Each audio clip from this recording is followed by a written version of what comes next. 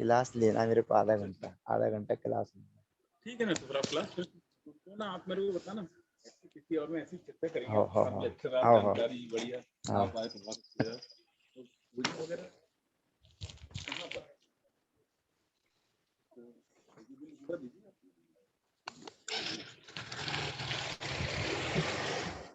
हम और आप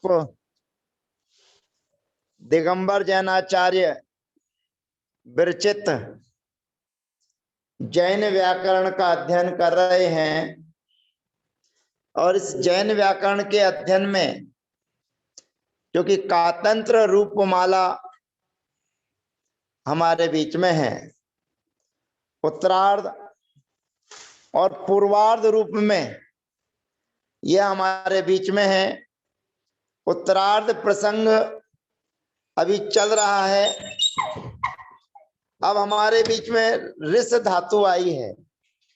अब ऋष धातु के अंत में ये देखें कि सामने क्या बैठा हुआ है, सा बैठा हुआ है, और सा का मतलब है सल प्रत्याहार।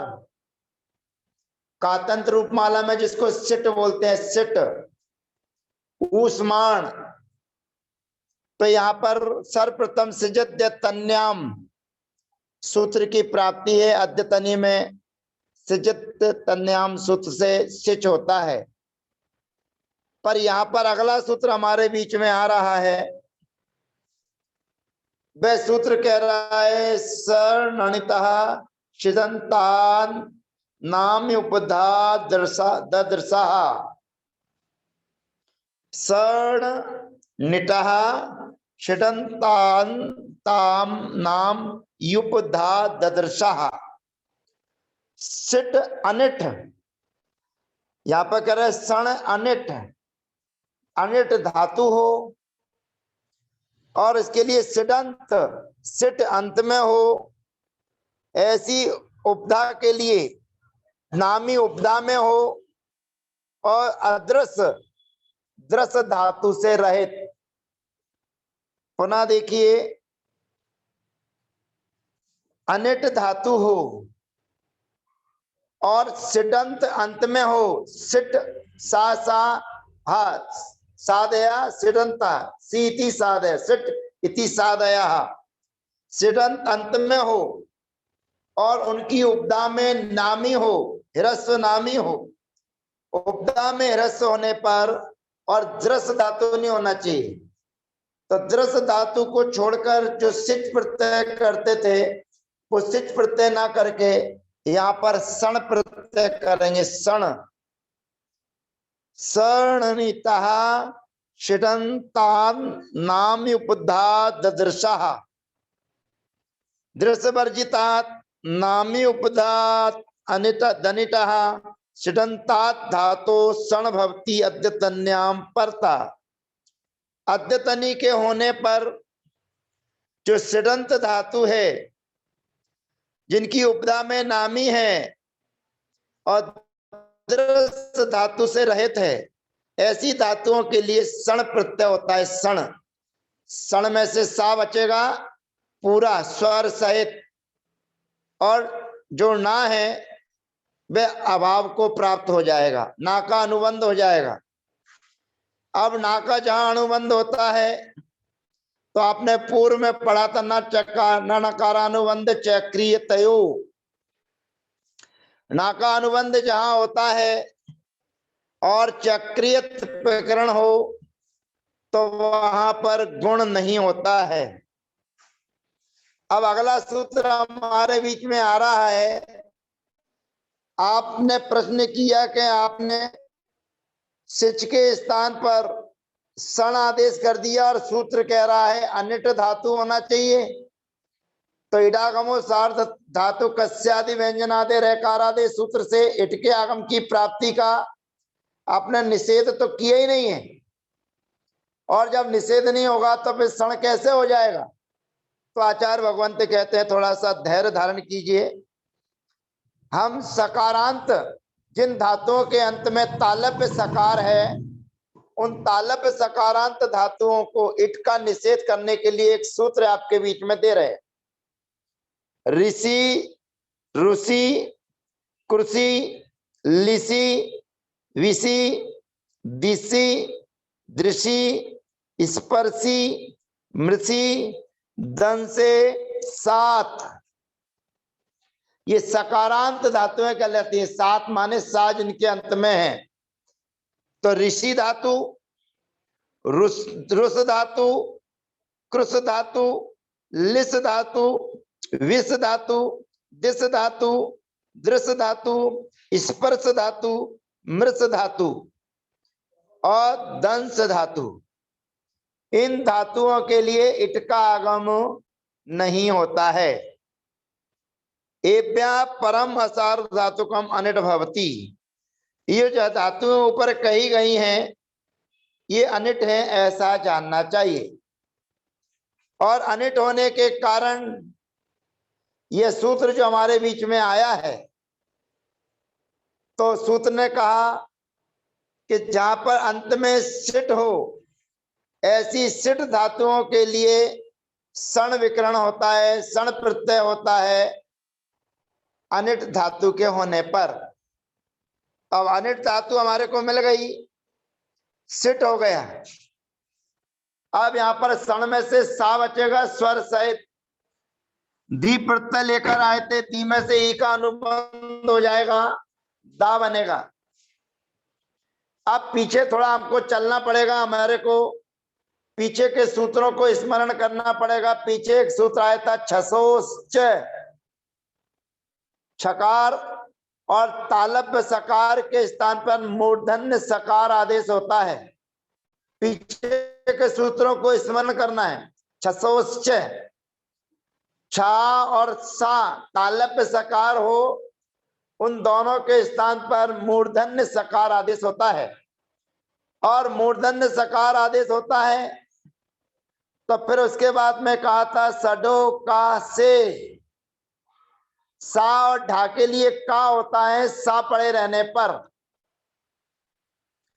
सडो का से, सा और ढा को का होता है से माने सा पड़े रहने पर। तो यहाँ पर जो सण विकरण किया है आकार सहित, उस सा के होने पर, जो सा के स्थान पर आपने छसोश्च सूत्र से मूर्धन्य सकार आदेश किया था, उस मूर्धन्य सकार के स्थान पर का आदेश हो जाएगा। अब हमारी स्थिति है ऋक सा दा। अब यहाँ पर का के सामने दंत सकार है, तो नामी कर पर प्रत्यय विकारा गमस्ता सी सम नु विसर्जनीय शांतरोपी।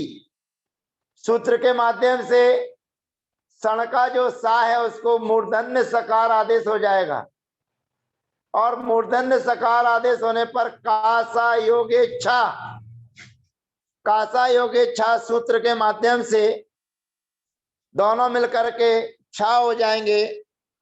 अब धातु के आदि में अट धात्वादर ह्यस्तन्य द्यतन्य क्रियाति पत्तिसु सूत्र से अट का आगम होकर सर्वप्रथम पहला रूप बन जाएगा। पदांते धुटाम प्रथमा लगा देंगे तो अरिक्षत।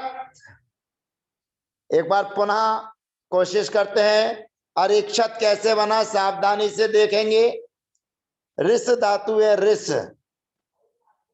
ऋष हिंसायाम हमारे बीच में धातु है और ऋष धातु के अंत में सिट है। सिट इति सादया, सिट इति सादया। तो यहाँ ऋष धातु है और इस धातु के लिए अत्यतनी के प्रयोग में परस्मै पद में दी प्रत्यय लेकर आए, ई का अनुबंध लोप कर दिया। सर्वप्रथम सूत्र की प्राप्ति होती है सिजद्य तन्याम, इस सूत्र की प्राप्ति है। और इस सूत्र की प्राप्ति होने पर जो अभी पूर्व सूत्र हमारे बीच में आया था, पीछे जो सूत्र हमारे बीच में सरणिता नहीं सण निटा बोलेंगे तो उच्चारण गलत होता है।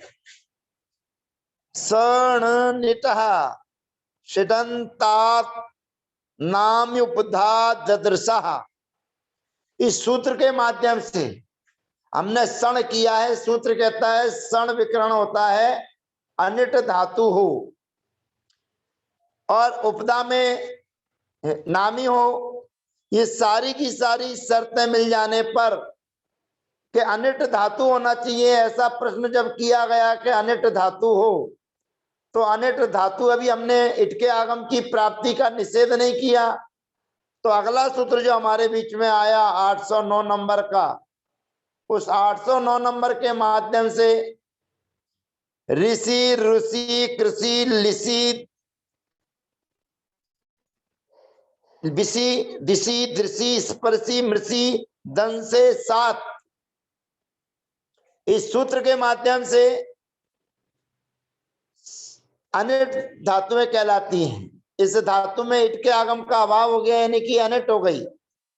अब अनिट हो जाने के बाद में हमारी स्थिति है ऋष धन सा, इसमें आकार है, ध्यान रखना, स्वर सहित है, क्षण, ना का अनुबंध हो गया है, तो ना का अनुबंध होने पर न नकारानुबंध चक्रीय तयो, माने नामिनस चोपधाया लगो, सूत्र से गुण की प्राप्ति का न नकारानुबंध चक्रीय तयो से निषेध होने पर अब हमारी स्थिति है ऋष धन सा धन दा।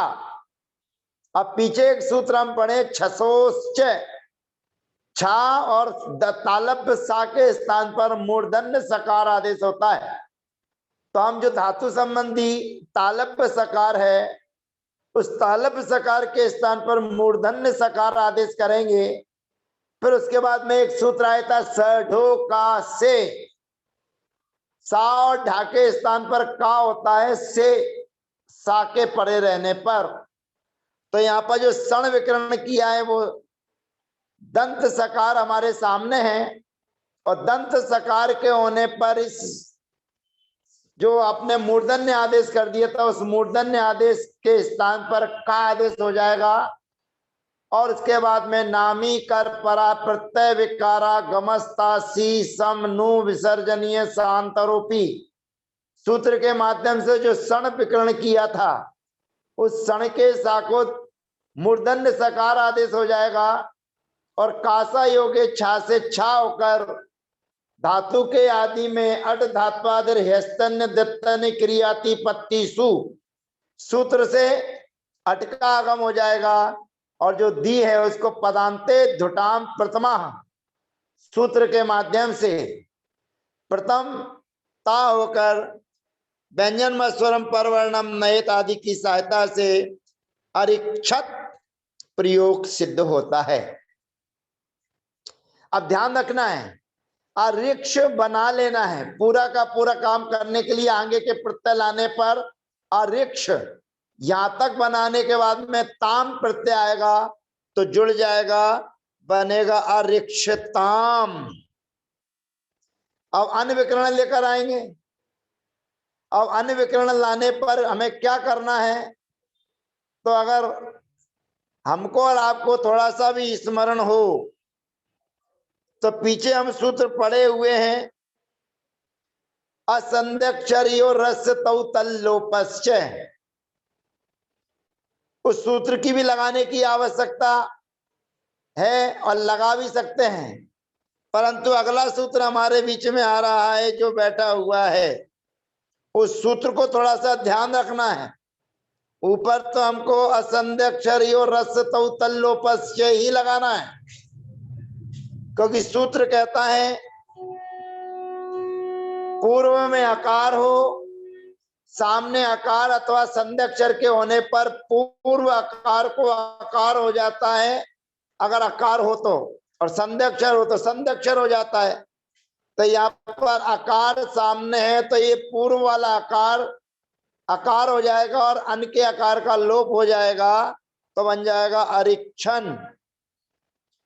फिर मध्यम पुरुष के एक वचन में आएगा अरिक्षा, द्विवचन में बनेगा अरिक्षतम, फिर अरिक्षत, फिर उसके बाद में अरिक्षम, अरिक्षाव, अरिक्षाम। अब यहां पर जो अरिक्षम में अम आया हुआ है उसके बारे में थोड़ी सी चर्चा करनी है। अगला सूत्र हमारे बीच में है, वो कुछ कह रहा है, कुछ दर्शा रहा है। और उस सूत्र का क्या भाव है थोड़ा समझने की कोशिश कीजिए। सणो लोपा स्वरे बहुत्वे, सणो लोपा स्वरे बहुत्वे। जो सणस है, सणो अस्य, सण माने सण प्रत्यय के, अस्य माने आकार का, लोपो माने लोप होता है। अब बहुत्वे स्वरे परे, बहुवचन नहीं होना चाहिए। बहुवचन को छोड़कर जो स्वर है उसके आकार का लोप होता है। तब यहां पर कहां लोप करना है? जो अम प्रत्यय आया है, अम के आकार के होने पर सण के आकार लोप होता है, ये सूत्र कह रहा है। सण के आकार लोप होता है। सणो अस्य लोपो भवति अबहुत्वे, बहुवचन नहीं होना चाहिए। तो जो अन्य विकरण था, अन प्रत्यय था, वो बहुवचन था, तो वहां पर ये सूत्र नहीं लगेगा। लेकिन अम विभक्ति के आने पर यह सूत्र यहां पर लगेगा।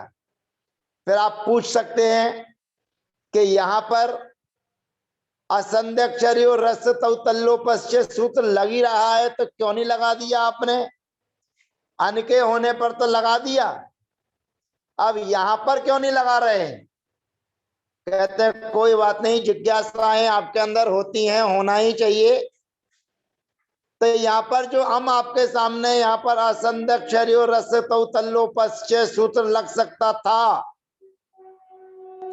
लेकिन सूत्र कहता है आप बहुत्वे, बहुवचन नहीं होना चाहिए।